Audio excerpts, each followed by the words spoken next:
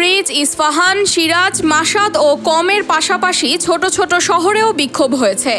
এসব বিক্ষোভে লাখ লাখ মানুষ অংশ নেন। বিক্ষোভে যুক্তরাষ্ট্রের হুমকি ও ইসরায়েলি আগ্রাসনের প্রতিবাদ জানিয়ে স্লোগান দেয়া হয়।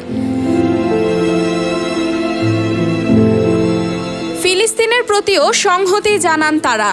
প্রাচীন পারস্য সাম্রাজ্যের রাজধানী ইস্পাহানে জুমার নামাজের পর হাজার হাজার মুসল্লি বিক্ষোভে অংশ নেন। ইসরায়েলি হামলায় নিহত একজন ইরানির জানাজায় যোগ দেন তারা। এক্সে তেহরান টাইমসের পোস্ট করা একটি ভিডিওতে দেখা যায় বেশ কয়েকজন ইরানি পতাকা এবং একজন ইউনিফর্ম পরিহিত সৈনিকের ছবি সম্বলিত কফিন বহন করছেন। তাদের পিছনে পুরুষ, নারী ও শিশুরা স্লোগান দিচ্ছেন, ইসরায়েলের পতন হোক।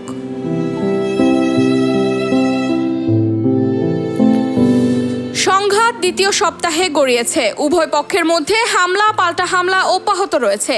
ইরানের সরকারি লক্ষ্যবস্তুতে হামলা তীব্র করার নির্দেশ দিয়েছেন ইসরায়েলের প্রতিরক্ষা মন্ত্রী ইসরায়েল কাটজ। হামলা চললে কঠোর জবাব দেওয়ার হুঁশিয়ারি দিয়েছেন ইরানের প্রেসিডেন্ট মাসুদ পেজেশকিয়ান। হামলা পাল্টা হামলায় উভয় দেশে হতাহতের সংখ্যা বেড়েই চলেছে। ইসরায়েলি কর্তৃপক্ষ জানিয়েছে, ইরানের ক্ষেপণাস্ত্র হামলায় এখন পর্যন্ত কমপক্ষে 25 জন নিহত এবং কয়েকশো জন আহত হয়েছে। অন্যদিকে ইরানি মিডিয়ার প্রতিবেদন অনুসারে ইরানে ইসরায়েলি হামলায় 639 জন নিহত এবং 1300 জনেরও বেশি আহত হয়েছে। Mehjabin Khanam, news 21 international desk.